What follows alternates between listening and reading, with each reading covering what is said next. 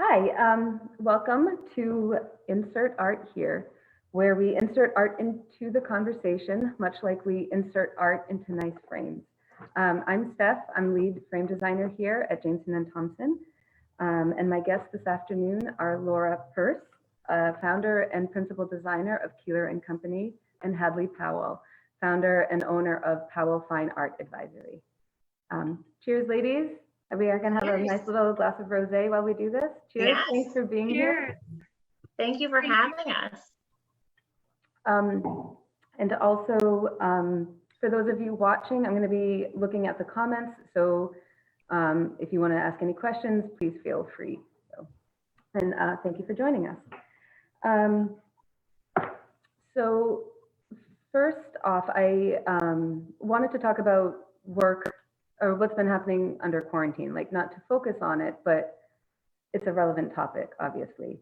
And it has changed businesses in so many ways. What do you think has changed the most in regards to your own businesses? Hadley. Yeah, I'll kick us off. So as an interior design firm, one of the things that we have been sort of battling the most is that so much of what we do is in person and touch and feel, going into clients' homes and being able to be sort of one-on-one with our clients and really interact with them in person, but also with our vendors and the materials that we're using. So I feel really lucky that prior to this, we started working with a client in Nashville, Tennessee in January, and I went down for a site visit, and then all of our meetings since then have happened remotely on Zoom. And so it's really been a great opportunity for us to take what we were already doing and just make it work with other people, but see that the process really can work when you work remotely with folks. So what we've been doing is we've been jumping on virtual calls and then packaging things up and sending them in the mail. So there's still ways around it. You just have to be a little bit more creative. Same for us. So obviously the biggest difference being that we're not going to galleries or art fairs or looking at any artwork in person, which is really challenging, but it doesn't mean that people aren't transacting. And we've actually had a couple different sales happen where clients are buying work from JPEGs. And so it's really been about, how do we communicate something visually in a way that they can understand? And do they feel like they know the work enough to purchase it sort of sight unseen? We also are still offering to send works on approval, and galleries have been really flexible and amazing in that way. And sort of bending over backwards. I think people really, there's this like incredible community that people all want to sort of get each other across the finish line. And so gallerists I've been working with are going into their galleries, even though they're closed, or, we're doing sort of like a hands-free drop-off in order to sort of get the work to clients. But it has definitely been challenging, especially when artwork could potentially be in New York, or we're trying to send things and get things to people all over the world. How have you found like vendors, like where you source materials for interior design or galleries, festivals? How have you found that they have adjusted or adapted to what's been happening? Yeah, we've been really lucky now heading into our third year in business to have made some really wonderful relationships with folks at the Boston Design Center and our various vendors. And they have just stepped up to the occasion and been remarkable. And the number of samples that I'm surrounded by at the moment that I did not have before this all started is pretty amazing. So I just feel really grateful, not only that people know who we are, what the sort of quality is that we expect, and what our sort of aesthetic is that we're typically dealing with in terms of our clients, but also that they're just so willing to send such large amounts of things our way, because it truly is what makes the process work for us. I mean, we take hundreds of things and whittle them down to 10. And that's just a part of our process. So I feel it's amazing what can be done and what people are willing to do.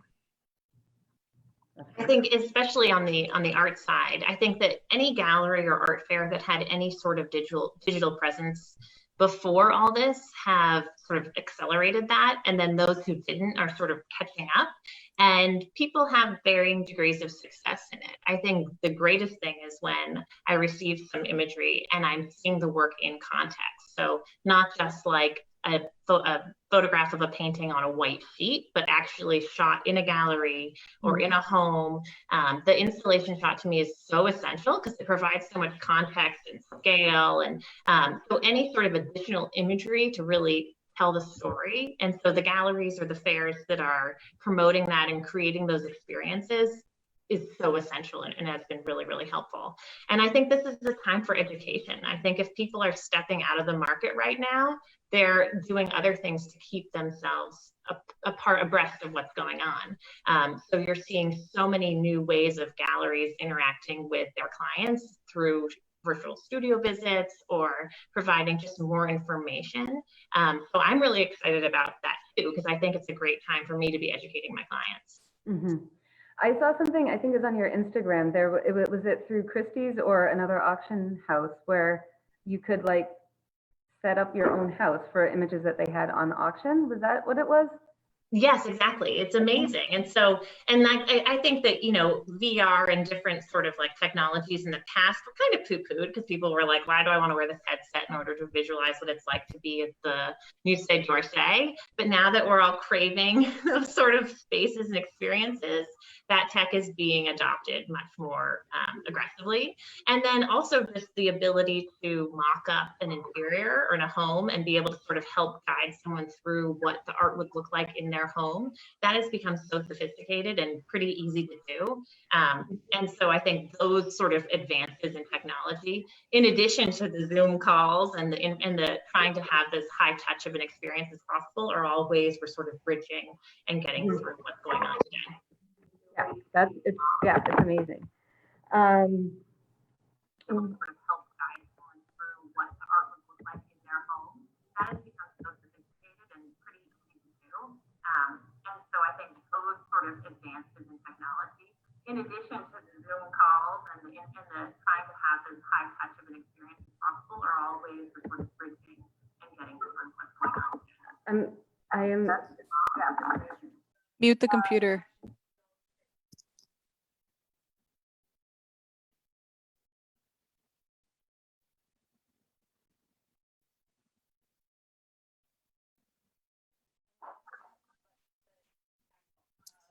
You're muted, Steph.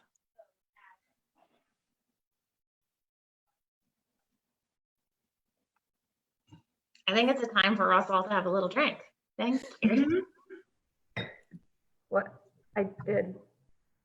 If you turn the volume down on the computer and not your mic. Is that better? Yeah. Okay. Again, sorry. Thank you, Letitia. This is the first time I'm doing this on my own. I am not clearly technically anything. So I apologize. Thank you for sticking with me. You're an amazing frame designer. That's right. Oh, thank you. That's so sweet. Thank you. Yeah. Hopefully I can do that better than I can do this.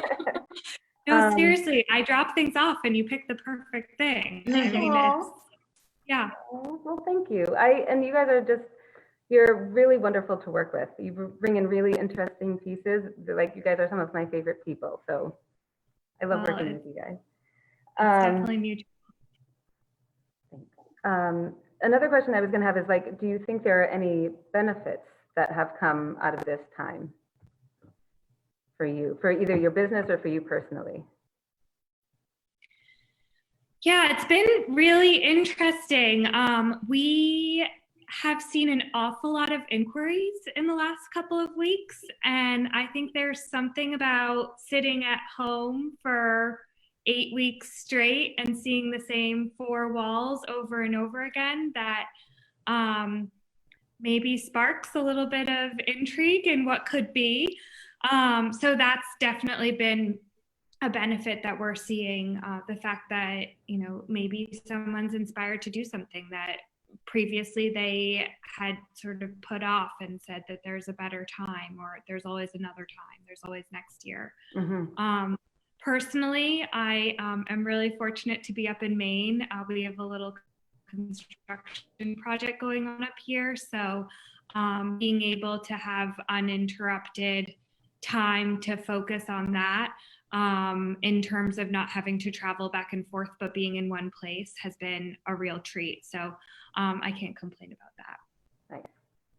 I'm such an optimist that I feel like I have to find like the good in everything. And so no matter what the circumstance, I will like persevere. And I think that's where it's like, I've been doing the things that in the past I might not have had as much time to do.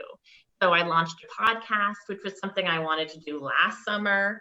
And I bought all the equipment for it and had the name and the everything, but just hadn't done it. And so I think I've set some goals for myself around, obviously the core of my business has not changed, but these just additional projects that I want to sort of build out my brand. The podcast being one. I launched a curated section on my website, which is a way for people to sort of come, and a lot of it is sort of in relationship with things I'm looking at through Instagram, but also just as a way to sort of like a landing page for everything that I'm inspired by now.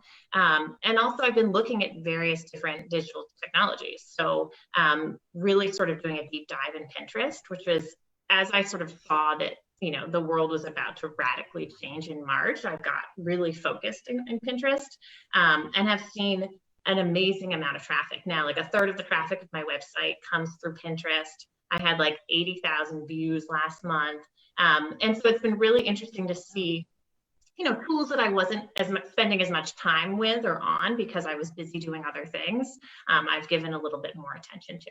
Yeah, That's fantastic. similar to that, we have been focusing a lot on like our business systems, which are things that, growing rapidly, we haven't found that we've been able to slow down is kind of the wrong word, but like really spend some thoughtful time on. And I think what's been awesome is taking a moment to be like, okay, what is our process? How do we relay that process to our clients?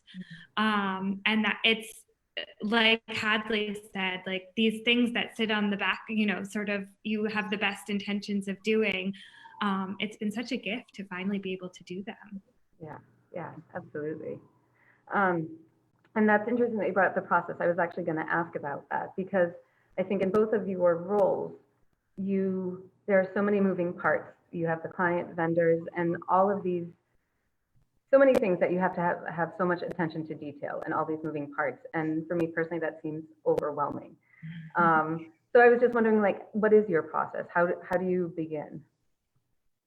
Like, well, for me, it really all starts with the client. You know, it's like the client is the core to everything. And so I'm working with them for the first time, it's just sitting down and sort of understanding what they're interested in, what they need, what they've thought about, what they like, what they don't like, and really just having sort of exploratory conversations and then starting to look. And we look at a lot, and I send them lots of different things. And I love sitting down and hearing what they don't like, because I think I learned so much from what they're not drawn to.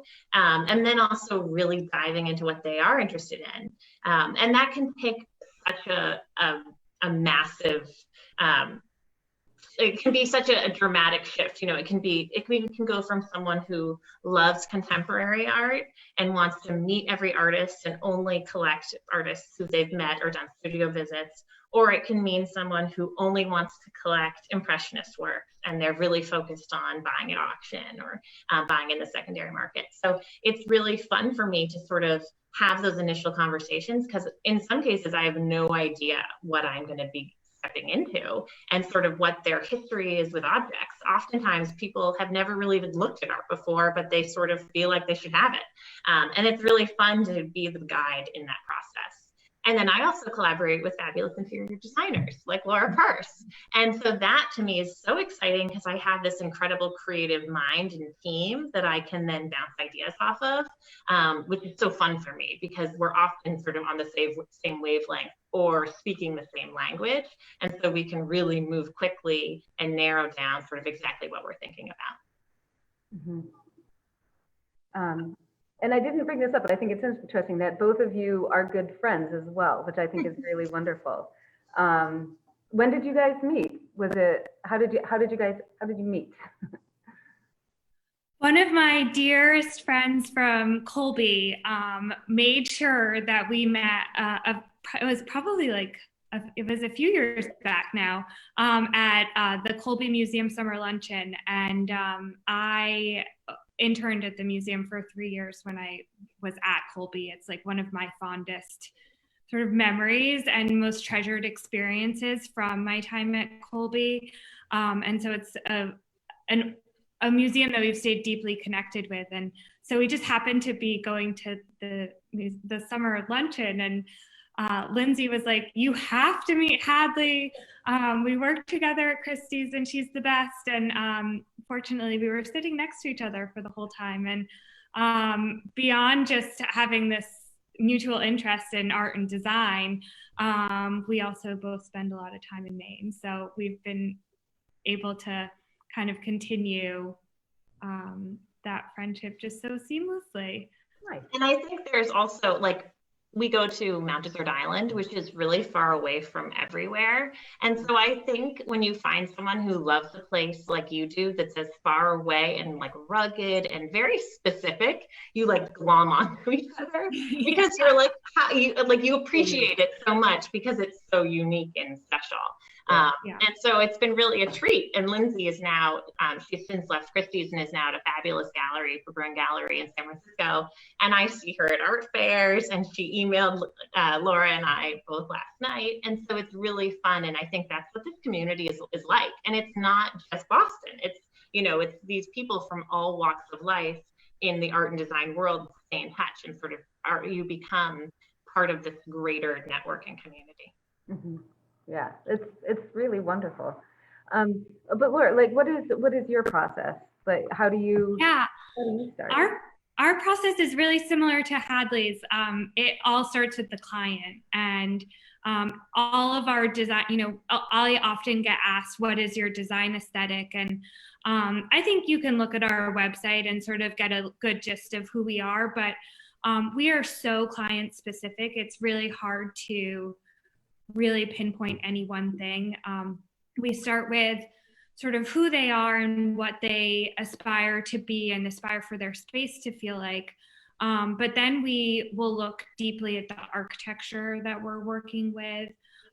Is it an old home? Is it something that went up in a bit of a rush, and so we need to add some character to it? What are sort of the bones that we're working in? And then it can be any number of things. Oftentimes it's art or existing pieces of furniture that they've collected over the years or have sentimental value. Oftentimes people will come to us with an image or two of something that they have been holding on to. And so we kind of take those and pull from them, but it's tends to be pretty collaborative, and we kind of walk them through space planning, the sort of making sure that the materials we're using are appropriate for their lifestyle. So we're not putting a table in a house that is going to not stand up to sticky fingers and markers being drawn all over it, or the sofa fabric will take the fact that the dog likes to sit on it too. So there's a practical side of what we do that we're making sure that we're really mindful of, as well as the aesthetic. But it's a collaborative, and it's a process that typically starts with a little bit of inspiration that comes from somewhere, and a painting or a pattern is often the launching off point for us. Laura, I think your point about like your taste or your aesthetic is a really important one there, because like so many, what I collect or what I own is vastly different from what I advise my clients on based on those conversations. And people will ask me like, well, do you like it? And in many cases, of course I do, and I'm supporting what I'm excited about what they're purchasing or they're interested in. But I'm also the one who's really more focused on like making sure that the price is at the right price point, that if it's a gallery that we're buying from, it's a reputable gallery. I'm looking for authenticity, condition. Like there's so many other factors, whether it's like my personal taste or aesthetic that I'm thinking about, especially if something's in the secondary market or at auction. I'm really rigorous about provenance and condition and the history of the object to make sure that what my clients are buying is the right thing from the right person, and not that it's something that I would hang on my wall, because that at the end of the day doesn't really matter. It's what they want and what works for them, and as long as they're buying the right thing. I found it really amazing how I'll have that initial conversation with a client and I'll be like, oh gosh, I'm not sure about this, but we're gonna like get there somehow. And by the end of it, I'm like, every time I see something that inspires me, it really grows on you because it's right for that person. Yeah. And so you start to put it in the context of where it's going to live, and a fabric that maybe you would sort of look at and be like, oh, that's horrible. It's the perfect fabric for that place, and it's beautiful. And so much of it is making sure that you can step outside of your own head and find the right thing for the right person, and take personal taste out of it. And obviously we're hired for our personal taste, but I think to a certain extent it's more of a matchmaking process. Yeah. And I learned so much from my clients. And my clients will send me things, and like especially as we get deep into the learning and education and looking process, like then they get excited and then they'll start sending me things. So I learn about so many artists from my clients, and which is so exciting because just as Laura said, they're coming at it with their story and their perspective and their life history that's very different from mine. And so I love seeing that. And then just as Laura said, different because it's not a fabric, but I'll see artwork at a fair and it will like, boom, I'll instantly think of a client and be like, that's perfect for their project. Or, and so it's something that I now look at things with a different filter based on my clients. And sometimes I'll be places and not thinking of a client, I'm not intentionally going to that gallery for them, but I'll see something that triggers something. And so it's like you have this insane Rolodex of imagery in your brain. And that's sort of like the magic of what we do, I think, because it's like you have this lifetime of imagery that you've compiled and sort of filed away. And then it takes this incredible like matchmaking moment where you see it and you're like, this is the perfect thing. Yeah. And that's the best part of the job for me. Yeah. And it was interesting that you said, like, it matters, like you said, we're asked questions because for taste and because for your expertise, but it's the same thing with frames. Like I can say that I like a frame, but you're going to be looking at it, not me. It really matters more what's going in your house and what you want and what's going to make you happy. So yeah, I always say that the client, if they have to live with it, right? I can want them to do something, but at the end of the day, they're the ones who have to live with it. And so we have to make it as beautiful and cohesive as we possibly can, while being functional for the way that they live. But it's their house. They're the one who has to look at it every day. And so they have to be really happy with the finished product. Do you have a favorite part of the process? It's when it all comes together. It's like what Hadley said. It's the moment that you've had the initial discovery period, the sort of get to know the client, and it's ruminating in your head, the sort of concept, the idea, the direction that you want to go with. And it's almost like, how there are people who say, like, I write best when or like, I think I come up with these ideas when I'm in the shower or whatever. It's like that aha moment where you could be anywhere, and that it's that little bit of thing that it's a tiny bit of inspiration that just all of a sudden the whole thing comes together. And it's that one little piece that sparks it. I think that's the best. And then obviously, you know, when you have clients who love where they live and just can't stop sharing with you how much they love where they live, that's why we do what we do. The human connection is just so fabulous, you know, and I think that's probably during the pandemic is so challenging because it's like you can see each other across a screen, but it's hard to read cues or body language completely in that moment. Another moment that I sort of after is like the beginning phase. So after those initial meetings, and when I go back to my computer and I start doing that exact brainstorm that Laura's talking about, and I think that's when I'm truly in my zone. Like, and people talk about like your flow or like your creative juices are really going. And that's when I can work and it doesn't feel like work. Like it is like 6 hours go by and I am in this zenned out, creative, excited moment. And I love that too. And I remember thinking like, I need to always be doing something where I can have this creative side because it feels so good. And then again, of course, there's on the flip side of that is like the deal. Like it's so exciting when people love the artwork that you're showing them and they get excited by it and you hear them say yes and you're like, oh great, I knew it. You know, that's so fun. Yeah. I also think it's interesting how both of you started other careers or had other careers before you're doing what you are now. I know how you worked in software development, and Laura, you were going to go to med school, is that right? That was a long time ago, but yeah. But when did it feel like, yes, this is what I want to do, and also like, yes, I can do this, I can make a living from this. So when did that kind of happen? I feel like looking back on it, interior design is where I was always destined to get to. We moved around a lot growing up, and my mom always created the most beautiful homes for us to live in. My parents were always renovating or building something new. So I feel I grew up around the construction process. And so looking back on it, it's like, oh, of course I was meant to be here. But I graduated from Colby and art major after dropping my pre-med and biology major, which I think my dad has finally forgiven me for. And so decided that I should go into art. And so I went to New York and worked for a gallery and an art company down there, and realized that one of the reasons I was an art major was I fell in love with my art history teachers and had the most amazing experience learning about the history of art, but I also painted. And so there was this creative aspect that I really needed to fill.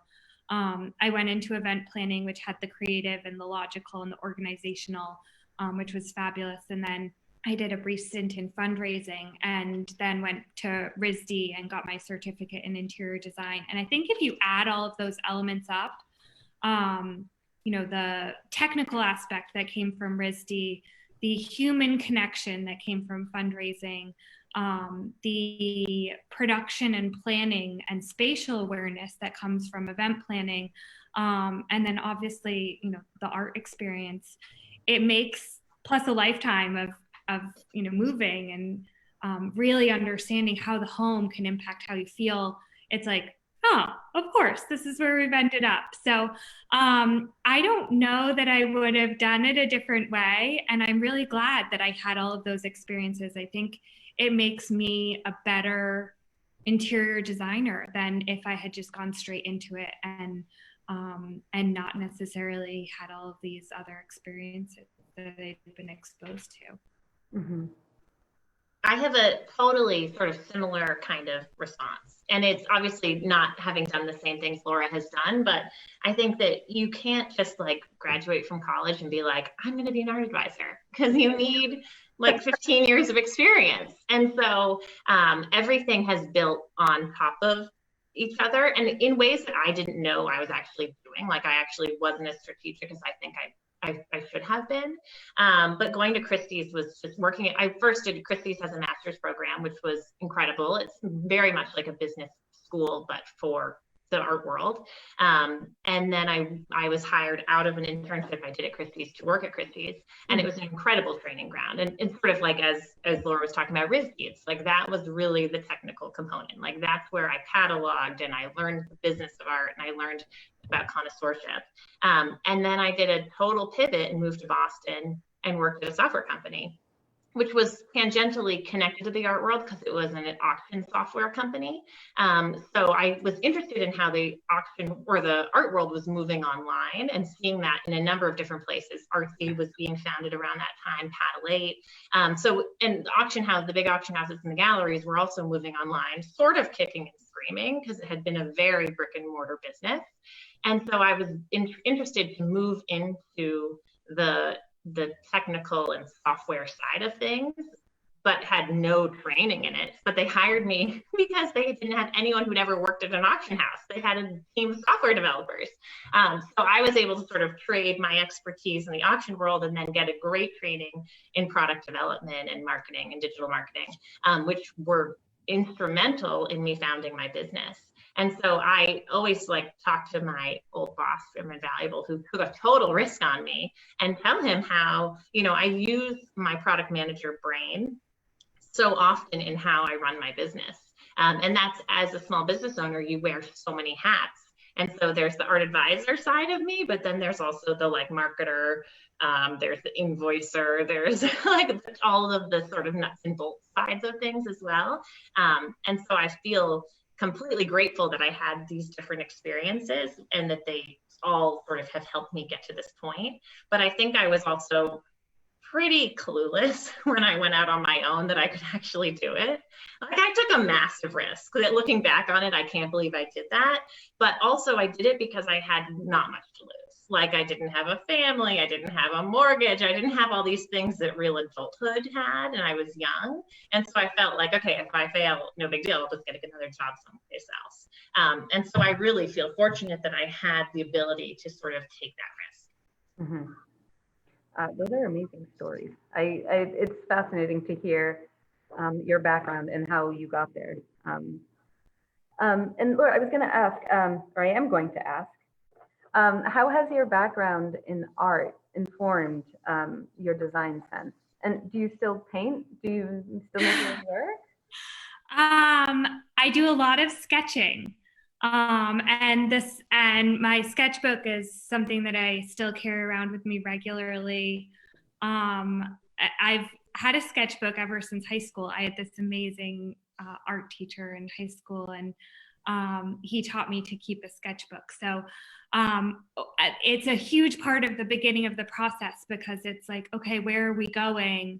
And I'll just doodle. And it's amazing how there are people who find time to read. There are people who find time for listening to podcasts, and I try and do both. But like, if I'm on the tee, I'm usually sketching.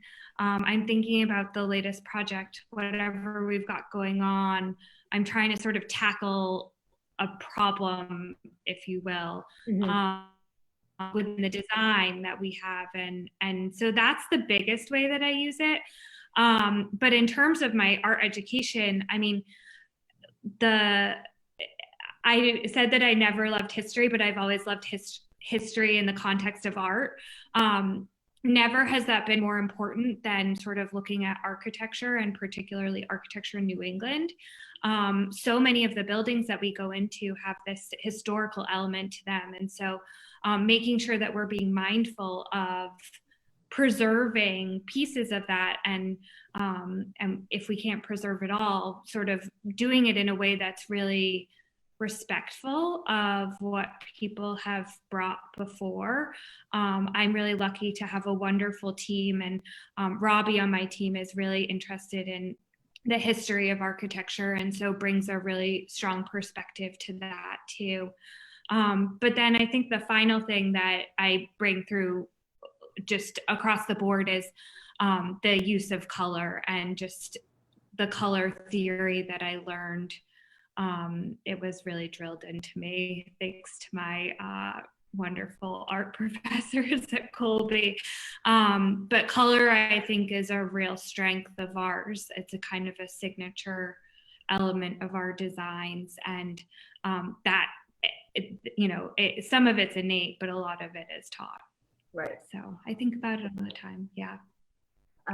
So I have a question from somebody on Facebook. This is from Michelle. In your own homes, how often do you find yourselves redecorating? Which I think is really like in your own house. Do you interior design your own house? How often? I would do it all the time, but every time I ask my husband to help me move a piece of furniture, he like gives me this look like I don't know what I've done. So it's I would like to do it more. We are also kind of gearing up for a fairly large renovation. So I have been holding my horses on the redecorating so that we can do it right when it happens. But and that's one of the things that we talk to our clients a lot about, and is one of our mottos in the office. It's do it once and do it right. And we have a real emphasis on quality and encouraging our clients to invest in a sofa that they can reupholster in 10 years instead of throw into a landfill. And so, I really try and take a lesson from my own book. As much as I want to change everything all the time, I feel really strongly that when we make changes, they are long-term changes. And so I try and be really thoughtful about not doing too much so that it's done right. Yeah. Hadley, what about, do you find yourself rearranging artwork in your house? Because I imagine you have an amazing collection. Well, I would say buying art is a very expensive habit. And when I think all the three of us see a lot of art all the time. And so like behind me, you can see a little smattering of some of the pieces that I've bought in the last couple of years. My husband and I have a rule where we buy something for each other, one piece every year as an anniversary gift. So we sort of average out at one piece a year, but it ends up the yearly average is maybe like 1.5. Because it's like I'll go to a studio visit and I'll be like, oh, this is an amazing opportunity. We can't miss out on this. He's going to have a show at the ICA and prices are going to triple. And so that happens. That was this piece.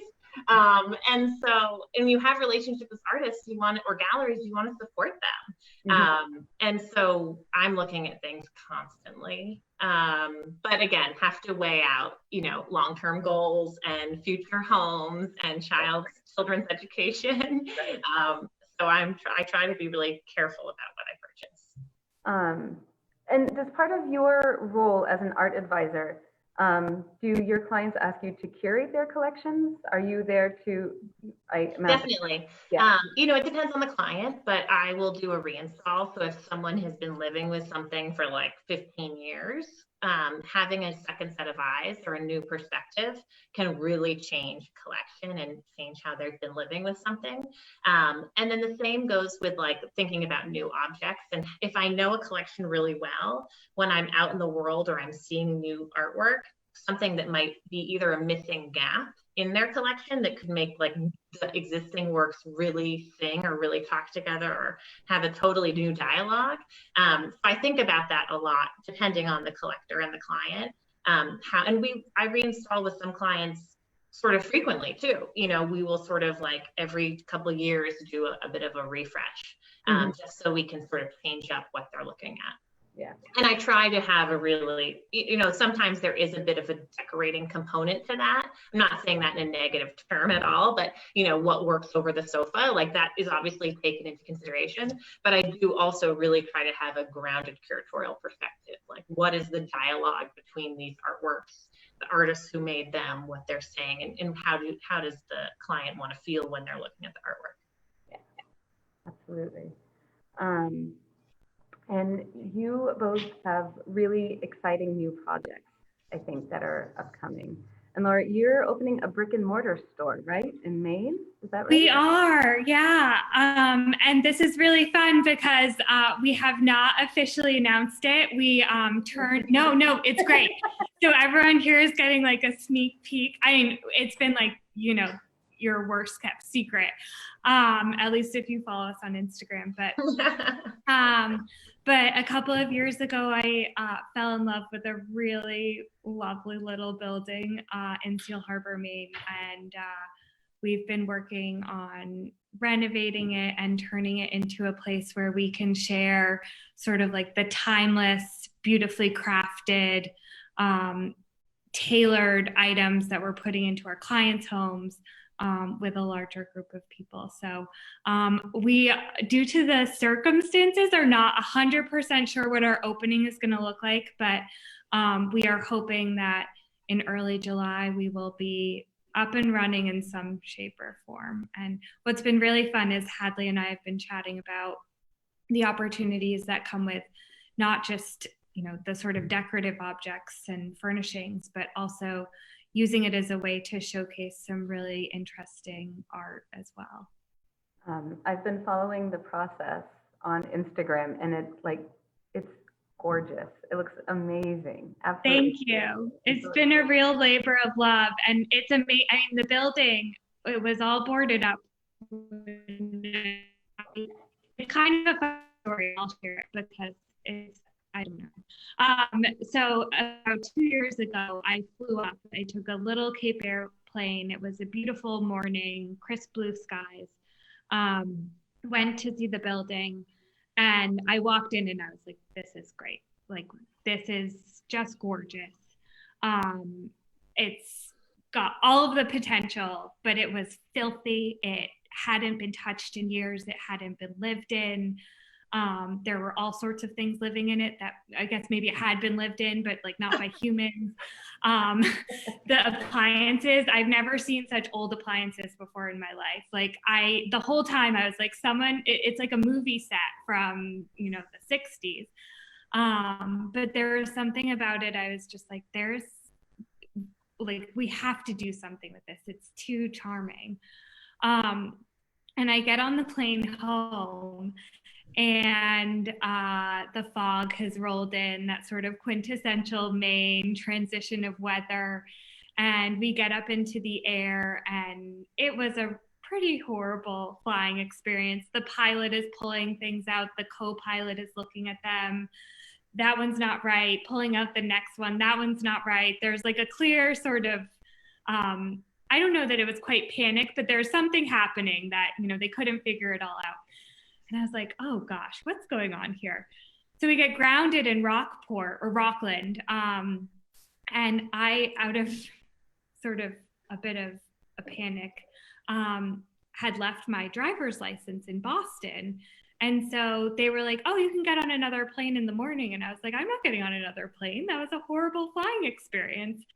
And so somehow, thanks to, you know, a car and a cousin Meg, later, I get back to Boston, and I was like, I think that's a bad sign. I don't think we should, you know, maybe this isn't supposed to be, but I couldn't stop thinking about it. And so here we are 2 years later, about to embark on a second little business. And I have a lot of people to thank for that. Vassar, my husband's family, and my family, and my team, Sarah in particular, have been working tirelessly on making sure that we have a little something coming soon. So really grateful. I could not do both the interior design business or the shop without the help of a lot of folks. So yeah, stay tuned. And Hadley, you have your podcast that you mentioned before. Yes. I've listened to it. It's fantastic. Oh, thank you. Yeah. It's so fun. I'd love to have both of you on at another time. It would be great to talk to you both. It's called Girl Pow. Initially thinking like Powell and also Power. But and I was thinking I would only interview women, but then I'm in quarantine with a man, and I'm like, I got to interview someone. So Allie's had 2 debuts on the podcast. So I guess it's like all Pow, not all just Girl Pow. But again, just a really fun way to sort of celebrate and collaborate and talk to people about different things that they're doing. Mm-hmm. And you're on the museum council at the MFA. How has that been like under quarantine? And We had our first virtual event last night. So I'm chair of the Museum Council right now, which is a 2-year term that ends in a couple of months. And it's been an incredible experience. I would say that, like, if for anyone out there who's interested in the arts, it's fabulous. Laura and Vassar are also involved, and it's been so nice to have them, see them in that capacity as well.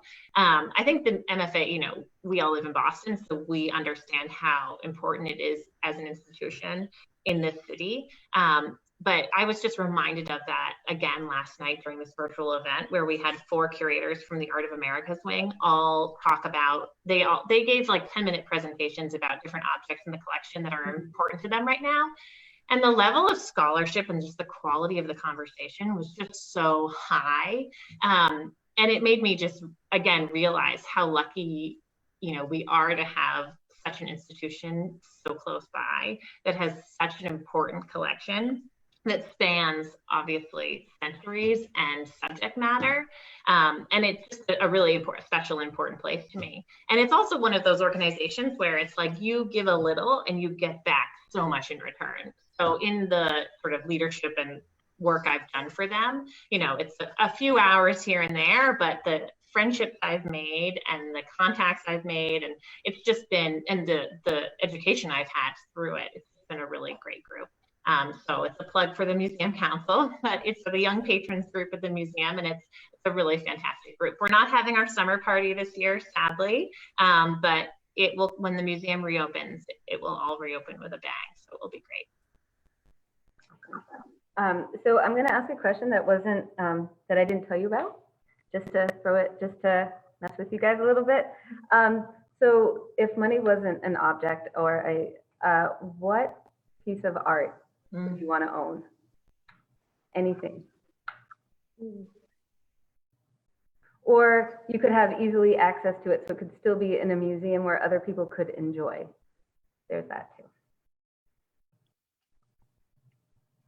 Yeah, I have always idolized Matisse for his use of color, and particularly the way that he uses color, texture, and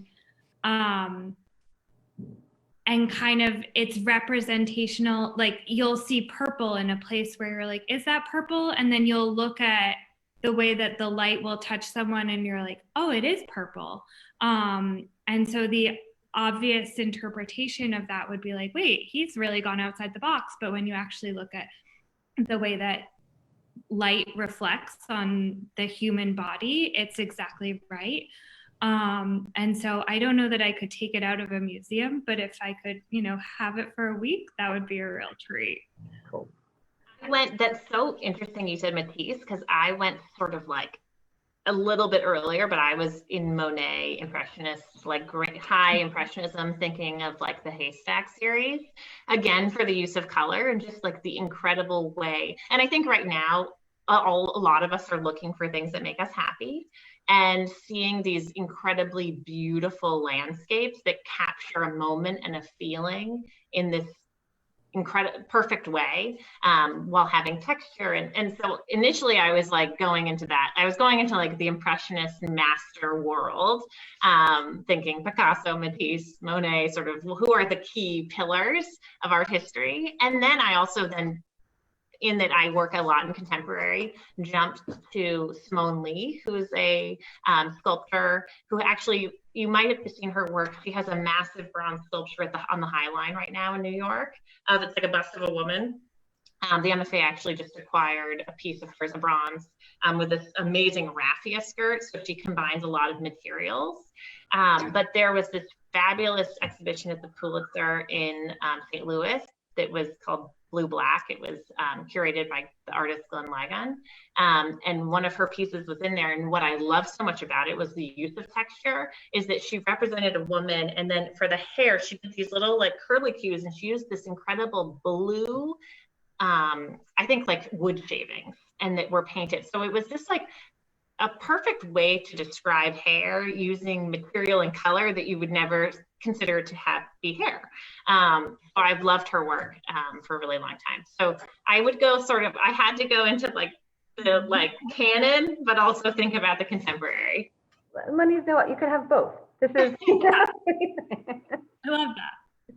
Could we play this game more often in real life? Well, that's all I have. I just wanted to thank you so much for being here, you both, and for rolling with all the technical difficulties I have. I really appreciate it. It was really nice to see you both. Like, I miss seeing customers. I miss seeing people. So this was really, really wonderful to be able to see you guys. So thank you. This was such a treat. Thank you so much for including us. Yeah, it was really, really fun and a great idea. And I'm looking forward to seeing who you interview next. Thanks. And actually, next week, I'm interviewing local artist and photographer Clint Blaklowski, which I'm really excited about. He's amazing. So yeah, I'm really excited about that. So thanks for joining us, everybody. And thanks again to Laura and Hadley, and have a lovely end of the day. Thank you. Thanks so much. Bye. Bye.